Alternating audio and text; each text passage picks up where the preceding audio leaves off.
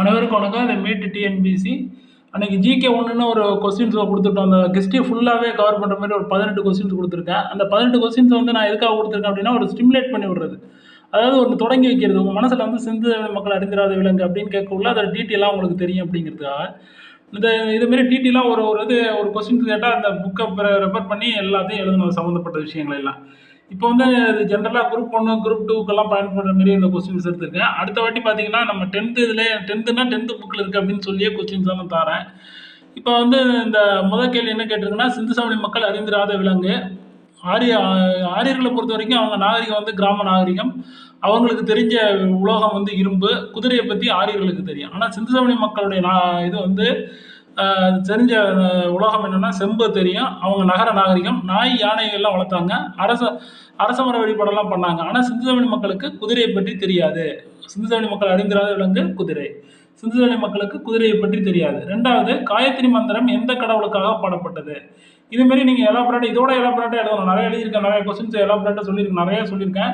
இதுமாரி எழுதினீங்கன்னா நீங்கள் என்னுடைய அதில் கோர்ஸில் ஜாயின் பண்ணிங்கன்னா என்ன பண்ணுவேன்னா, இதை நான் ஃபாலோ பண்ணுவேன். அவ்வளோதான். காயத்ரி மந்திரம் எந்த கடவுளுக்காக பாடப்பட்டது? சூரிய தேவன். ஆனால் கையால் தான் எழுதி போடணும். வாட்ஸ்அப்பில் எடுத்து ஒரு புக் எடுத்து போட்ட இடத்தெல்லாம் போடக்கூடாது. இதுமாதிரி எழுதி போடக்குள்ள கடைசி வரைக்கும் மறக்காது. காயத்ரி மந்திரம் எந்த கடவுளுக்காக பாடப்பட்டது? சூரிய தெய்வம். ரிக்வேதம் 3வது மண்டலம். சாவித்திரி கடவுள். விஸ்வாமித்திரால் இயற்றப்பட்டது. காயத்ரி மந்திரம் எந்த கடவுளுக்காக பாடப்பட்டது? சாவித்திரி கடவுளுக்காக பாடப்பட்டது. இது சூரிய தெய்வம்னு அழைக்கப்படுற சாவித்திரி கடவுள். சாவித்திரி கடவுள் பிரம்மாவின் மனைவி. இது ரிக்வேதம் வந்து 3வது மண்டலத்தில் இந்த காயத்ரி மந்திரம் இருக்குது. காயத்ரி மந்திரம் வந்து சாவித்திரி கடவுளுக்காக பாடப்பட்டது. விஸ்வாமித்திரரால் இயற்றப்பட்டதுன்னு சொல்லப்படுது. சூரசேன நாட்டின் தலைநகரம் இது. இந்த மகாஜனபதங்கள்னா 16 நாடுகள் இருந்துச்சு. மகாஜனபதங்கள்லாம் சில குடியரசு நாடுகள், சில முடியரசு நாடுகள்லாம் இருந்துச்சு.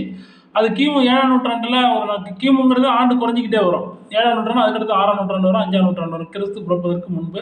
இப்போ பொது ஆண்டுக்கு முன்பு, பொது ஆண்டுக்கு பின்புன்னு இப்போ புக்கில் இருக்குது. இருந்தாலும் இப்போ நான் கிமுவே போட்டிருக்கேன். சூரசேன நாட்டின் தலைநகரம் என்ன? 16 நாடுகள் வந்து மகாஜனபதங்கள். சில முடியரசு நாடுகள் அதில் இருந்துச்சு.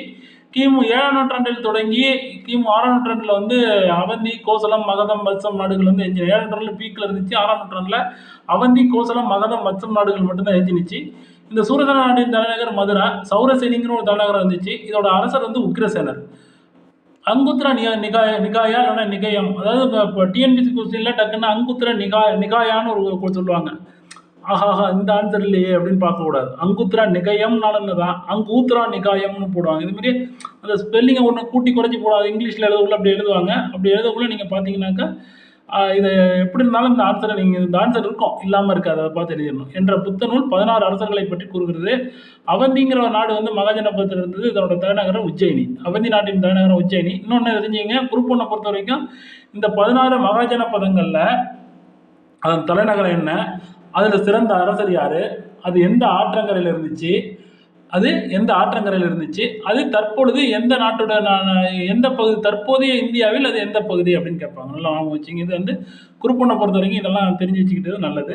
இப்போ வந்து அவந்தி வந்து உஜ்ஜயினி. இதோட அரசன் வந்து பிரயோதித்யன். கோசலம் வந்து அயோத்தி. கோசலத்தோட தலைநகரம் அயோத்தி. பிரேசினிஜித். கோசல நாட்டின் தலைநகரம் என்னது? அயோத்தி. அது அரசர் வந்து பிரசேனஜித். அதில் வந்து அரசர்னா சிறப்பான அரசர்கள். மகத பேரரசின் அந்த தலைநகரம் வந்து ராஜகிரகம் அல்லது கிரிவ்ராஜ். இதில் வந்து அஜாதசத்ரு, பிம்பிசாரன் 2 சிறப்பான அரசர்கள் இருந்தாங்க. வத்சம் வந்து கோசாம்பின்னு தலைதில் கொடுத்துருப்பாங்க. டக்குன்னு கோசாம்பி அடிச்சிடணும். அதனால் வத்சம் நாட்டினுடைய தலைநகரம் கோசாம்பி. உதயணன். பாரசீக ராணுவத்திற்கு துருக்கிக்கு எதிராக ராணுவ உதவிகளை செய்த மகாஜனபத நாடு வந்து காந்தாரம். பாரசீக ராணுவத்திற்கு துருக்கிக்கு எதிராக ராணுவ உதவிகளை செய்தது காந்தாரம். இப்போ பார்த்தீங்கன்னாக்கா சூரசேன நாட்டின் தலைநகரம் என்னன்னா மதுரா. காயத்ரி மந்திரம் எந்த கடவுளுக்காக பாடப்பட்டது? சூரிய தெய்வம். சாவித்திரி கடவுளுக்காக பாடப்பட்டது. சிந்து சமவெளி மக்கள் குதிரையை பற்றி தெரியாது. சிந்து சமவெளி மக்களுக்கு குதிரையை பற்றி தெரியாது. 4வது கொஸ்டின் போவோம். நேற்று வீடியோ போட்டு நேற்று நைட்டு 2 3 நாளாக ஒர்க்கு கடுமையாக போயிட்டு அதனால் வந்து வீடியோ போட முடியல. நேற்று நைட்டு அதை டைப் பண்ண ஆரம்பித்து நைட்டு 1 மணிக்கு போட்டு படுத்தோம், 1:30க்கு. அதனால் ப்ரொனன்சியேஷன்லாம் இதெல்லாம் சரியான தூக்கம் என்னால் முடியவே இல்லை. ஏன்னா முதல் நாளும் கண்முழிப்பு, அடுத்த நாளும் தூக்கம். சென்னை போயிட்டு வந்தேன், கண்முழிப்பு. அடுத்த நாள் என்னால் இப்போ ரொம்ப கடுமையான தூக்க நிலையிலேயே என்னை அவ்வளோ கஷ்டத்தில் போட்டுருங்க. இதுமாரி தான் நீங்களும் படிக்கணும். என்ன தான் கஷ்டம் இருந்தாலும் ஒரு விஷயத்தை முடிக்கணும்னு நினச்சா முடிச்சிடலாம். அதேமாரி இது பண்ணணும். நைட்டு போட்டு விட்ருக்கேன். 1 மணிக்கு நல்ல தூக்கம். என்ன சொன்னேன், என்ன போனேன்னு எனக்கு தெரியல. தயவுசெய்து இதில எதுவும் ப்ரொனன்சியேஷன் இதெல்லாம் இருந்துச்சுன்னா கொஞ்சம் பார்த்துக்கங்க. ஆனா கரெக்ட்டா எழுதியிருக்கேன். கலைச்சொற்கள் நான் தான் டைப் பண்ணேன். கலைச்சொற்கள்லாம் 1க்கு 2 வாட்டி இது பண்ணியிருக்கேன். யாருக்கு இப்ப இது வேணும், அது எழுதி வச்சிருக்கேன். அந்த எழுதின நோட்ஸ் வேணும் அப்படின்னா என்ன கான்டாக்ட் பண்ணுங்க. இந்த கமெண்ட்ஸ்ல நீங்க கொண்டு சொல்லுங்க. இந்த எழுதினது அப்படியே வந்து உங்களுக்கு நான் வந்து போட்டு விடுறேன். உங்களுக்கு நான் மெட்டீரியலாக கொடுத்துட்றேன். ஜாயின் பண்ணுங்க, நம்மளோட ஜாயின் பண்ணிங்கன்னா இதுமாரி வந்து உங்களை ஃபாலோ பண்ணுவேன். இதுமாரி 18 கொஸ்டின் கொடுப்பேன். அந்த புக்கில் உள்ள 10th புக்குன்னா 10th புக்கில் மட்டும் 18 கொஸ்டின் எடுப்பேன். இதுமாரி அதில் உள்ள விரிவாக்கெல்லாம் உங்கள் கைப்பட எழுதி எனக்கு வந்து நீங்கள் வாட்ஸ்அப்பில் எடுத்து போட்டிங்கனாக்கா உங்களுக்கு அது மறக்காத உங்களை நான் ஃபாலோ பண்ணுவேன். எதுக்கு இதில் நான் ஜாயின் பண்ணணுங்கிறதுனா, நீங்கள் திண்டமாக இதை பார்ப்பீங்க, பார்க்காம விட்டுருவீங்க. அந்த கொஸ்டின்ஸ் எதுக்கு நான் உங்களுக்கு இவ்வளவு எடுத்து எழுதிக்கிட்டு இருக்கேன். எனக்கு நீங்கள் அதை எழுதுனீங்கன்னா உங்களுக்கு இன்னும் நல்லா நாலேஜ் நல்லா டெவலப் ஆகும். நான் எழுதி என்ன பண்ண போகிறேன். அதனால் இதெல்லாம் நீங்கள் பார்த்து இதேமாரியே வந்து எலாபரேட்டாக எழுத ஒவ்வொரு கொஸ்டின்ஸ்க்கு எழுத ஸ்டிமுலேட் பண்ணுறதுக்கு தான். ஸ்டிமுலேட்னா ஒரு சின்ன விஷயத்தை தூண்டி விடுறதுக்கு தான் இந்த வேலையை நான் பார்த்துருக்கேன். சூரசேன நாட்டின் தலைநகரம் அப்படின்னா இது அப்படின்ட்டு. அலெக்சாண்டர் இந்தியா மீது படையெடுத்த ஆண்டு எது? கிமு 326. அதாவது கிமுங்கிறது குறைஞ்சிக்கிட்டே வரும். ஃபர்ஸ்ட் எடுக்கும் 356 அவர் பிறக்கிறாரு. அதுக்கப்புறம் 324 இந்தியா மீது படையெடுக்கிறார். ஆண்டு ஏன் குறைஞ்சிருக்குன்னு பார்த்தா கிறிஸ்து பிறப்பதற்கு முன்பு வந்து ஆண்டு குறைஞ்சிக்கிட்டே வந்துகிட்டு இருக்கும். அதாவது பொது ஆண்டுக்கு முன்பு அப்படின்னு வரும். அது அலெக்சாண்டர் இந்தியா எப்போ பிறந்தார்னா மாசிடோனியா மன்னர் பிலிப்பின் மகனாக பிறந்தார். கிமு 326 இந்தியாவுக்கு மீது படையெடுப்பார். 3x2 6 3x2 6 அப்படின்னு ஞாபகம் வச்சுங்க. அலெக்சாண்டர் இந்தியா மீது படையெடுத்த ஆண்டு 326. இந்தியாவு மீது படையெடுத்த போது அடிபணிந்தவர் வந்து அம்பி, எதிர்த்தவர் வந்து போரஸ்ங்கிற மன்னர் எதிர்த்தாரு. ஆசிரியர் யாருன்னா அரிஸ்டாட்டில் ஆசிரியர். அலெக்சாண்டரின் ஆசிரியர் யாரு? அரிஸ்டாட்டில். அலெக்சாண்டரின் நண்பர் நியார்ஸ். அலெக்சாண்டரின் தளபதி செல்யூகஸ் நிகேடர். அலெக்சாண்டர் யார் போல வாழணும்னு விரும்பினார்னா கெர்குலஸ் போல வீரனாக வேண்டும் என்று விரும்பினார். அலெக்சாண்டரின் குதிரை பேர் வந்து பிசி பேலஸ். இதில் வந்து நிறைய குரூப் 4 கேட்க மாட்டாங்க. பயப்படாதீங்க. குரூப் 2 கேட்க மாட்டாங்க. குரூப் 1 கேட்பாங்க. அதாவது குரூப் 1 ஐஏஎஸ்ல கேட்பாங்க. அதான் எக்ஸ்ட்ரா எழுதியிருக்கேன். இந்த குதிரை பேரெல்லாம் கேட்க மாட்டாங்க. பிசி பேலஸ் அல்ல பூ செப்ளஸ் அப்படின்னு இருக்கும். அது உச்சரிப்பில் வேரியேஷன் வரது இப்படி எழுதியிருக்கேன். அலெக்சாண்டர் இந்தியா மீது படையெடுத்த ஆண்டு வந்து 326.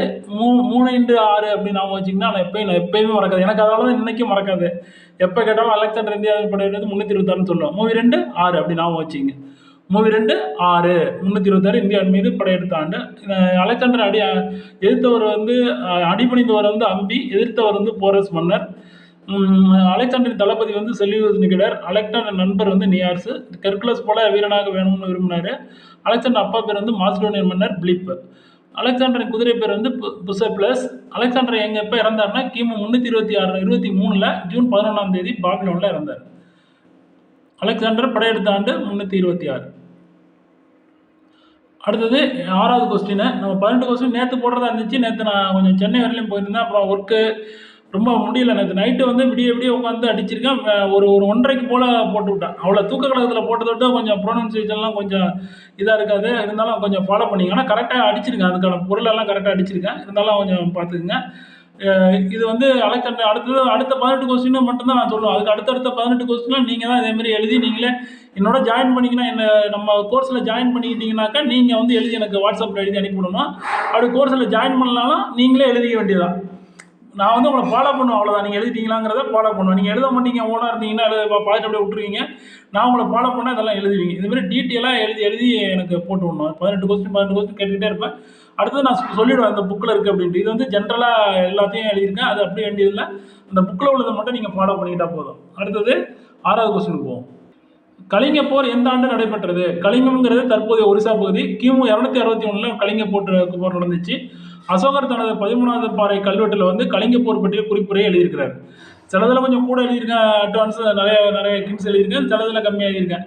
எதுக்குன்னா உங்களுக்கு எடுத்துக்காட்டு தான் அதை எழுதி போடுறேன். அடுத்த 18 கொஸ்டின் கூட நான் எழுதி போடுறேன். அதுக்கு அடுத்த 18 கொஸ்டின் எல்லா படத்துலையும் கொடுப்பேன். நீங்கள் என்னோட நம்ம கோர்ஸில் ஜாயின் பண்ணிங்கன்னா ஜஸ்ட்டு எவ்வளவோ செலவு பண்ணுறோம். ஒரு 450 ரூபா தான் போட்டு நம்மளோட ஜாயின் பண்ணிட்டீங்கன்னா இதை நீங்கள் எழுதி போடுவீங்க. உங்களை ஃபாலோ பண்ணுவேன்.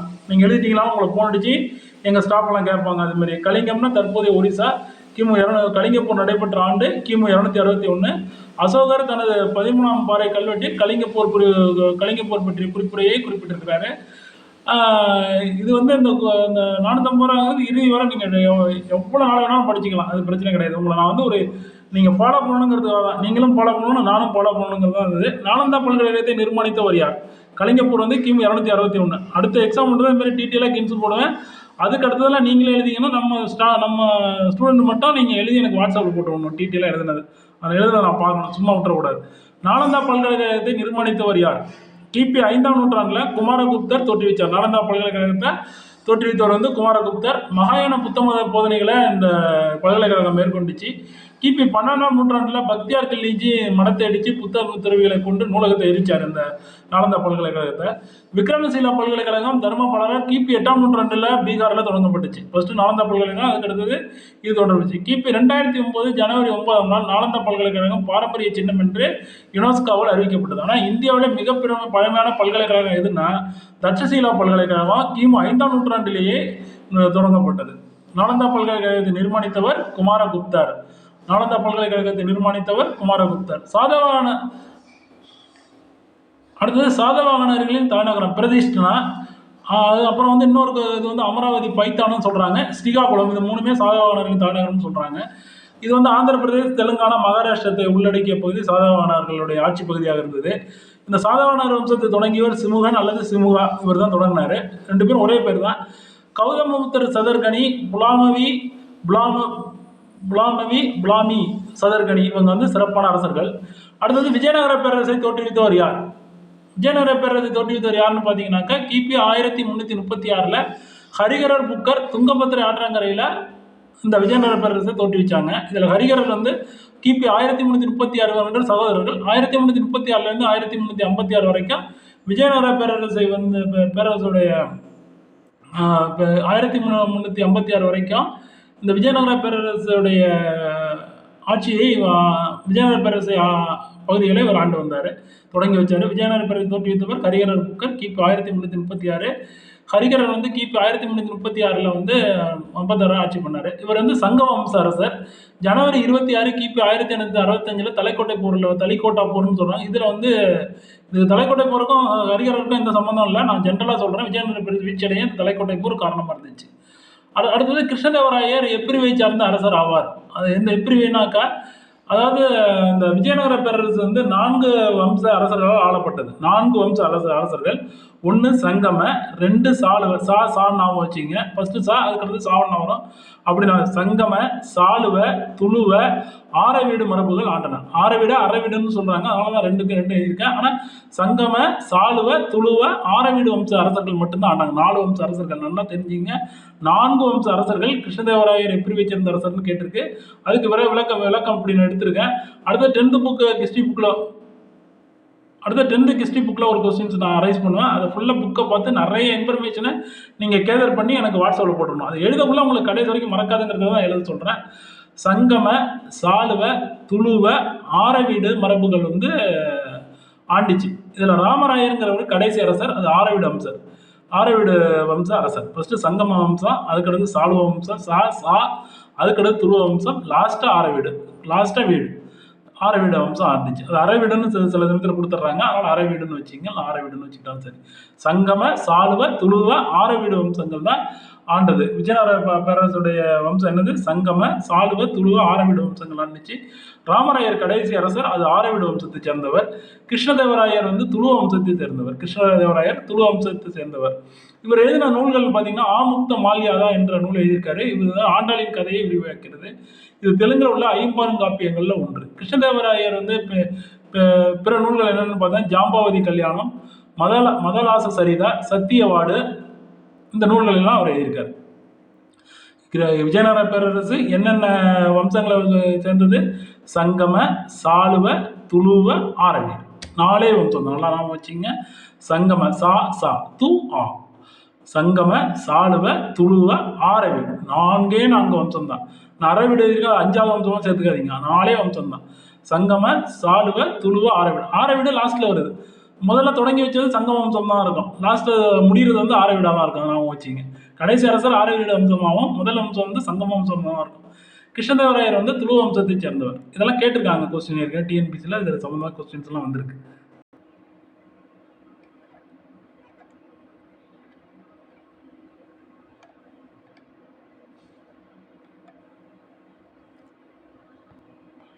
பரிநாயம் மற்றும் செம்மஞ்சரி இந்த நூல் எழுதியிருக்காரு. நிகோலாட்டிக்கு கொண்டு இத்தாலிய பயணி விஜயநகர ஆட்சி காலத்தில் வருகை புரிந்தார். ஆனால் கிருஷ்ணதேவராய ஆட்சி காலத்தில் அவர் வரல. இருந்தாலும் அவர் வந்து விஜயநகர பேரரசு ஆட்சி காலத்தில் நிக்கோலா டி கோண்டிங்கிற இத்தாலி பயணி வந்தார். யாருடைய ஆட்சி காலத்தில் செங்கிஸ்கான் படையெடுப்பு இந்தியாவிற்கு பெரும் அச்சுறுத்தலாய் இருந்தது? இது ஒரு ஐஏஎஸ்ல பழைய 90 95 2000 இந்த வாக்கில் ஐஏஎஸ் கொஸ்டின்ஸில் ப்ரிலிமினரி கொஸ்டின்ஸில் இது வந்துருந்துச்சு. யாருடைய ஆட்சி காலத்தில் செங்கிஸ்கான் படையெடுப்பு இந்தியாவிற்கு அச்சுறுத்தலாக இருந்தது? இல்துமிஷ். கிபி 1211 1236 வரைக்கும் அடிமை வம்சத்தை சேர்ந்த இல்துமிஷ் இந்தியாவை ஆண்டார். இது குரூப் 1 இந்த மாதிரி லெவலில் கேட்பாங்க. அதுக்கு ஆனால் நம்ம அடுத்த கொஸ்டின்ஸ்லாம் புக்கை நான் சொல்லிடுறேன். இந்த புக்கில் இருந்தால் நான் கொஸ்டின் எடுத்திருக்கேன்னு சொல்லியிருக்கேன். அதை வச்சு நீங்கள் டீட்டெயிலாக எழுதுங்க. கிபி 1221 செங்கிஸ்கான் படையெடுப்பு இந்தியாவுக்கான வரல, இந்தியாவுக்கு ஒரு அச்சுறுத்தலை கொடுத்துச்சு. யாருடைய ஆட்சி காலம்னா இல்துமிஷ் ஆட்சி காலத்தில். அடிமை வம்சம் தான் மம்லுக் வம்சம்னு சொல்கிறாங்க. இவர் இல்துமிஷ் வெள்ளி நாணயம் வெளியிட்ட டாங்கா, செம்பு, ஜிடல் நாணயங்களை அறிமுகப்படுத்தினார். கிபி 1236 இல்துமிஷ் இறந்துட்டார்.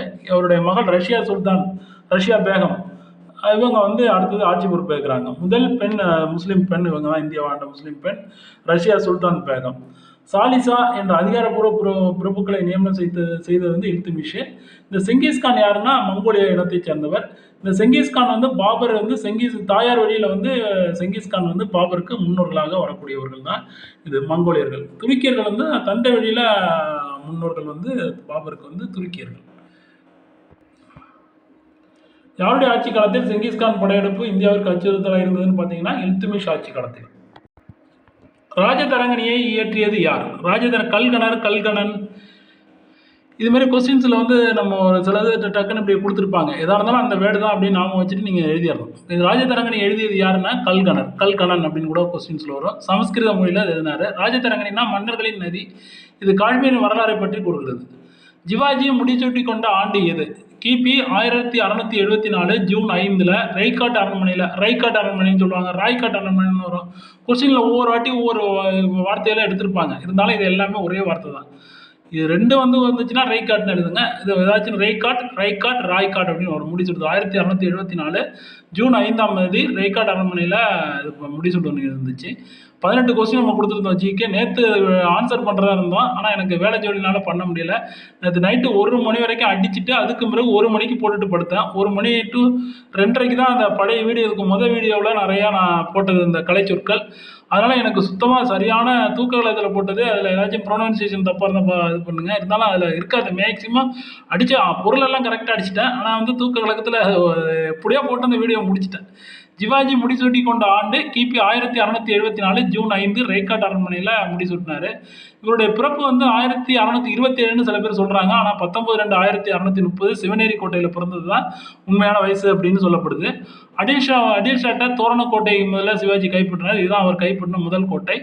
ஏப்ரல் 3 1680 சிவாஜி இறக்குறாரு. 1674 ரைகாட் அரண்மனையில் அவர் முடிசூட்டி கொண்டார். 1674. இந்த ஆண்டுகள்லாம் எப்படி ஞாபகம் வச்சுக்கிறதுன்னு நாளைக்கு ஒரு வீடியோ போடுறேன், அதை நான் பார்ப்போம் நாளைக்கு. தோரணாக்கோட்டை சிவாஜி கைப்பற்றிய முதல் கோட்டை தான். அடில்ஷாட்டிலிருந்து கைப்பற்றினார். அவர் பிறப்பு 19/2/1630 சிவனேரி கோட்டை. சில பேர் 1627ன்னு சொல்கிறாங்க. இவருடைய தந்தை பெயர் ஜாஜி போன்ஸ்லே, தாய் ஜீஜாபாய். நிர்வாக கலை ஆசிரியர் தாதாபாய் கொண்டது. இவருடைய ஆசிரியர் தாதாபாய் கொண்டது.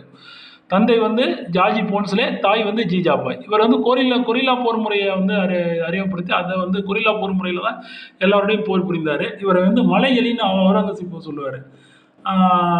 அதுமாரி பார்த்துங்க. 1674 ஜூன் 5 ரைகாட் அரண்மனையில் பிறந்தார். முடிசூட்டி கொண்டார். சிவாஜி முடிசூட்டி கொண்ட ஆண்டு கிபி 1674. தீனிலாகியை தோற்றுவித்தவர் யார்? தீனிலாகியை தோற்றுவித்தவர் அக்பர். இவர் 1582 இஸ்லாம் இந்து இணைப்பு மற்றும் பிற மத கருத்துக்களை உள்ளடக்கி பொதுவான மதத்தை உருவாக்குனாரு. இவர் பொருள் கடவுளின் மதம். தீனா இஸ்லாமியத்தில் நெறி, இஸ்லாமிய நெறி அல்லது வழி. இவர் தீனிலாகி மதம்னா தெய்வீக சமயம். இது எல்லா மதத்துடைய கருத்துக்களும் உள்ளடக்கி ஒரு மதத்தை உருவாக்கணும். ஒரு இந்து முஸ்லீம் ஒற்றுமையாகவும் இருக்கும். அது நிறைய எல்லா மதங்களையும் இணைக்கிறதுக்கு தீனிலாகி அக்பர் தோற்றுவிச்சார். இதப்கானாங்கிற ஒரு வழிபாட்டு மாளிகை, அதாவது இதப்கானாங்கிற ஒரு அமைப்பை ஏற்படுத்தினார். இது என்ன பண்ணுதுன்னா, இதில் மத குருமார்கள்லாம் மத கருத்துக்களை குறித்து விவாதம் பண்ணுறதுக்கு இதை அமைச்சார். கிபி 1575 இதை அமைச்சார். கிபி 1556 அக்பர் 13 வயதில் அரசராக பதவியேற்றுக் கொண்டார். இவருடைய அரசு பாதுகாவலர் அக்பரின் பாதுகாவலர் பைரம் கான். ஹுமாயூனுடைய மகன் தான் அக்பர். 15வது கொஸ்டின், மத்தவிலாச பிரகசனம் என்ற நூலை இயற்றியவர் யார்? 15வது கொஸ்டின் ஜிகே 18 கொஸ்டின் சொல்லியிருந்தேன். மத்த விலாச பிரகசனம் என்ற நூலை இயற்றியவர் யார்? மத்த விலாச பிரகசனம் என்ற நூலை இயற்றியது யாருனாக்கா, முதலாம் மகேந்திரவர்மன் பல்லவ மன்னன். பிற்கால பல்லவர்களில் முதலாம் மகேந்திரவர்மன் தான் அந்த மத்த விலாச பிரகசனம் நூலை இயற்றினார். மத்த விலாசர்னா இன்பமானவர். இவருக்கு வேறு வேறு பெயர்கள் சித்திரகார புலி, ஓவியம் வரைதல் நல்ல புலியாக உள்ளவர். லலிதன் குரா அழகான சந்ததி. இந்த குணப்பரான நல்ல குணம் ஒன்று கொண்டவர். விசித்திர சித்தர்னா நல்ல அறிவாளி. இவர் வந்து குடைவரை கோயில்களை உருவாக்குனார். முதலாம் மகேந்திரவர்மன் குடைவரை கோயில்களை உருவாக்குனவர். ஏன்னா மலையை குடைந்து கோயில்களை உருவாக்கும் முறையை ஒரு காலத்தில் பண்ணாங்க. இவருடைய பட்டப்பெயர்கள் வந்து மத்த விலாசர், சித்திரகார புலி, லலிதன் குரா, குணபரா, விசித்திர சித்தர்லாம் இவருடைய சிறப்பு பெயர்கள். முதலாம் மகேந்திரவர்மன் பிற்கால பல்லவர்களில் முக்கியமான மன்னர். இதேமாரி தான் நீங்கள் வந்து என்ன பண்ணணுனாக்கா, நான் ஒரு கொஸ்டின்ஸ் இப்போ 18 கொஸ்டின் சொன்னேன்னா, இதில் உள்ள நம்மள்ட்ட கோர்ஸில் ஜாயின் பண்ணிங்கனாக்கா, இதுமாரி டெய்லி ஒரு 18 கொஸ்டின் போடுவேன். இதோட இதுமாரி விரிவாக எழுதி எனக்கு வாட்ஸ்அப்பில் போடணும். இதனால் என்ன உங்களுக்கு பயனா, நான் இந்த புக்கை நீங்கள் ஃபாலோ பண்ண மாட்டீங்க. நான் சொன்னேன்னா அது அடுத்து இது ஒரு ஸ்டிமுலேட் பண்ணுற மாரி இருக்கும். அந்த கொஸ்டினை பார்க்கவுள்ளே உங்களுக்கு ஒரு ஸ்டிமுலேஷன் ஏற்படும். அது படிக்கணும்னு ஒரு ஆர்வம் ஏற்படும். புக் எடுத்து படிக்கணும், அதுக்கு மேலே நம்ம பண்ணணும் அப்படின்னு. வீட்டில் இருந்து படிக்கிறவங்க கண்டிப்பாக பாஸ் பண்ணிடலாம். இதை நீங்கள் ஃபாலோ பண்ணிங்கனாலும் போதும். நம்பிக்கை ஃபஸ்ட்டு வேணும் வாழ்க்கையில். சமண மதத்தின் நேற்று வந்து எனக்கு நம்பிக்கை, நேற்று இந்த வீடியோ போட்டாகணும்னு ஒரு மிகப்பெரிய நம்பிக்கை இருந்ததுனால நைட்டு 2 மணிக்கு அந்த வீடியோ போட்டுட்டு அதுக்கு பிறகு சாப்பிட்டுட்டு படுத்திருக்கேன். சென்னை போன ஆஃபீஸ் விஷயம் போயிருந்தேன். நேற்று நைட்டு ஃபுல்லாக 2-3 மணி வரைக்கும் 3 மணிக்கு தான் தூங்கினேன். அதனால் காலைல ரொம்ப டயர்ட். நான் காலைல வந்து வீடியோ போட்டிருந்தா கொஞ்சம் நல்லா தெளிவாக போட்டிருக்கலாம். அடுத்தடுத்த வீடியோ இதுமாரியே போடக்கூடாது, நைட்டு அன்டயத்தில் இருந்து பார்த்துருக்கேன். ஏன்னா ரொம்ப இதாகிட்டு. சமண மதத்தை இப்போ தான் எழுந்திரிச்சு வீடியோ போடுறேன். ஏன்னா இப்போ எவ்வளோ தெளிவாக போடுறேன். இப்போ நைட்டு அது முக்கியமான வீடியோ வர கலைச்சொற்கள். ஆனால் அதில் டைப் பண்ணியிருக்கலாம், ரொம்ப அக்யூரேட்டாக கரெக்டாக டைப் பண்ணியிருக்கேன். நம்ம சொன்னதில் ஏதாவது தப்பு இருக்கலாம். ஏன்னா நான் வந்து தூக்க கழகத்திலே சொல்லியிருக்கேன். ஆனால் மேக்ஸிமம் கரெக்டாக சொல்லியிருப்பேன். பார்த்துங்க, ஒரு வாட்டி செக் பண்ணிங்க. சமண மதத்தின் முதல் தீர்த்தங்கரர் யார்? 24வது தீர்த்தங்கரர் தான் மகாவீரர். இவருடைய சின்னம் வந்து சிங்கம். முதல் தீர்த்தங்கரர் யாருன்னா ரிஷபர்னு சொல்லலாம், ரிஷபதேவர்னு சொல்லலாம். இதுமாதிரி இவருடைய சின்னம் வந்து எருது, காளை. 23வது தீர்த்தங்கரர் வந்து பார்சவநாத் அப்படின்னு சொல்கிறாங்க. 23. 22வது தீர்த்தங்கரர் வந்து நேமிநாதா. தீர்த்தங்கரர் என்றால் என்னன்னா, பிறவி பெருங்கடலை கடந்த ஞானி. தீர்த்தங்கரர் என்றால் பிறவி பெருங்கடலை கடந்த ஞானி. நம்ம ஜிகேன்னு 18 நேற்று டேட்டில் இதுக்கான ஆன்சரை பார்ப்போம்னு சொல்லியிருந்தோம். அதுக்கு தான் பார்த்துக்கிட்டு இருக்கோம். 18 கொஸ்டின் போட்டிருந்தேன். அடுத்தது 18 கொஸ்டின் போட்டு இதுக்கு டீட்டெயில் இன்னும் கொஞ்சம் டீட்டெயிலாக அடுத்த 18 கொஸ்டின் சொல்கிறேன். அதுக்கு அடுத்த 18 கொஸ்டின்ஸ்லாம் நம்ம ஸ்டூடெண்ட் மட்டும் யாரும் எனக்கு வந்து வாட்ஸ்அப்பில் நீங்கள் தான் எழுதி போடணும். அதை பார்த்துங்க. கண்டிப்பாக உடனே கேட்பேன் நம்ம ஸ்டூடெண்ட்டாக இருந்தால். அதனால் நீங்கள் வந்து தொடர்ந்து இதில் ஜாயின் பண்ணிங்கன்னா உங்களை படிக்க வைக்க வேண்டியது என்னோட பொறுப்பு. பாமணி அரசை தோற்றுவித்த ஆண்டு எது? பாமணி அரசை எப்போ தோற்றுவிச்சது? அசன் அங்கு பாமணி அப்படின்னு சொல்லுவாங்க. அலாவுதீன் அசன் பாமன் ஷான்னு சொல்லுவாங்க. பாமணி அரசை தோற்றுவித்த ஆண்டு கிபி 1347 ஆகஸ்ட் 3ஆம் தேதி. அலாவுதீன் அசன் பாமன் ஷா இல்லை, நல்லது. அசன் அங்கு பாமணி 2 பேரும் ஒருத்தர் தான். பேர் இப்படி கூட கேட்பாங்க, அதனால சொல்லியிருக்கேன். பாமணி அரசை தோற்றுவித்த ஆண்டு கிபி 1347 ஆகஸ்ட் 3ஆம் நாள். கபீர் எந்த தொழில் மேற்கொண்டார்? கபீர்தாசருங்கிறவர் வந்து பக்தி இலக்கியம் நம்ம இதில் சிலபஸில் உண்டு. கபீர்தாசர் இஸ்லாமிய இதில் வந்து பாதி இது பார்த்தீங்கன்னா குரூப் 1க்கு பயன்படுற மாதிரி இருக்கும். பாய்க்கெல்லாம் குரூப் 2, குரூப் 1க்கு பயன்படுற மாதிரி இருக்கும். குரூப் 4 இருக்குது. அடுத்ததெல்லாம் வந்து இந்த புக்லேருந்து எடுக்கிறேன்னு உங்களுக்கு சொல்லிடுறேன். அதனால் உங்களுக்கு வந்து எளிதாக 10th புக்னா 10th புக்லேருந்து நீங்கள் நோட்ஸ் எடுத்து எனக்கு போட்டுடலாம். கபீர் எந்த தொழில் மேற்கொண்டவர்? கபீர்தாசர் வந்து இஸ்லாமிய நெசவாளர் குடும்பத்தில் வளர்ந்தார். அதனால் இவர் நெசவாளர் தொழில் மேற்கொண்டவர். இவருடைய குரு வந்து ராமானந்தர். இவர் இந்து இஸ்லாம ஒற்றுமையை போதித்தார். நான் படித்தப்ப ஒரு வரி விடாமல் படிச்சிருப்பேன். இந்த இவருடைய போதனையில் முக்கியம், நான் இருக்குமிடம் கோயிலும் இல்லை, பள்ளி வாசலும் இல்லை, நான் காபாவிலோ கையிலோ காணப்பட மாட்டேன், விழாக்களும் சடங்குகளும் எனக்கு விருப்பமானதல்ல, மேற்கே அல்லாஹ் கிழக்கே ஹரி என்று தேடி தேடி அலையாதே, உன் மனதை உற்று நோக்கு, ராமனும் ரஹீமும் அங்கிருப்பார்கள் அப்படின்னு 9th புக்கில் இருந்துச்சு. அப்படியே மனோடம் பண்ணி இன்னொரு வரைக்கும் ஞாபகம் வச்சுருக்கேன். அதுக்கான மெத்தடெல்லாம் உங்களுக்கு சொல்லித்தரேன். கபீர் வந்து இந்து இஸ்லாமிய ஒற்றுமையை போதித்தார். நான் இருக்குமிடம் கோயிலும் இல்லை, பள்ளி வாசலும் இல்லை, நான் காபாவிலோ கையிலோ காணப்பட மாட்டேன், விழாக்களும் சடங்குகளும் எனக்கு விருப்பமானதல்ல, நான் கோயிலும் பள்ளிவாசலிலோ காணப்பட மாட்டேன், மேற்கே அல்லாஹ் கிழக்கே ஹரி என்று தேடி தேடி என் அலையாதே, உன் மனதை உற்று நோக்கு, ராமனும் ரஹீமும் அங்கிருப்பார்கள் அப்படின்னு கபீர் சொன்னார். இது வந்து நம்ம பழைய 9th புக்கில் இருக்கும். அப்படியே இன்னமும் அன்னைக்கு படித்தது இன்னைக்கு ஞாபகம் இருக்குது எனக்கு. கபீர் எந்த தொழில் மேற்கொண்டவர்? இது கபீர் இது இஸ்லாமிய நெசவாளர் குடும்பத்தில் பிறந்தவர். பாமணி அரசு தோற்றுவிக்கப்பட்ட ஆண்டு வந்து 1347. அடுத்த கிளாஸில் வந்து இந்த ஹிஸ்ட்ரியெல்லாம் எப்படி ஞாபகம் வச்சுருந்துன்னு போடுவோம். அதோட மட்டும் இல்லாமல் இந்த 18 கொஸ்டின் ஜிகே முந்தி போட்ட மாதிரிக்கும் அடுத்ததும் போடுறேன் 18 கொஸ்டின். அதுக்கு வேணால் நான் விரிவாக இது மாதிரி எழுதி போடுறேன். அதுக்கு அடுத்ததுலேருந்து போடுறது வந்து ஜிகே வந்து நீங்கள் தான் வந்து புக் எடுத்து, நான் எந்த புக்குன்னு சொல்லிவிடுவோம், அந்த புக்கிலேருந்து நீங்கள் தான் இது பண்ணி நீங்கள் தான் எனக்கு வந்து வாட்ஸ்அப்பில் போடணும். நம்ம ஸ்டூடெண்ட்டாக இருந்தால் வாட்ஸ்அப்பில் போடணும், இல்லைன்னா நீங்கள் உங்கள படிக்க வைக்க வேண்டியது என்னோட பொறுப்பு. உங்கள நான் ஃபாலோ பண்ணிக்குவேன். ரொம்ப நன்றி. தேங்க் யூ ஃபார் வாட்சிங்.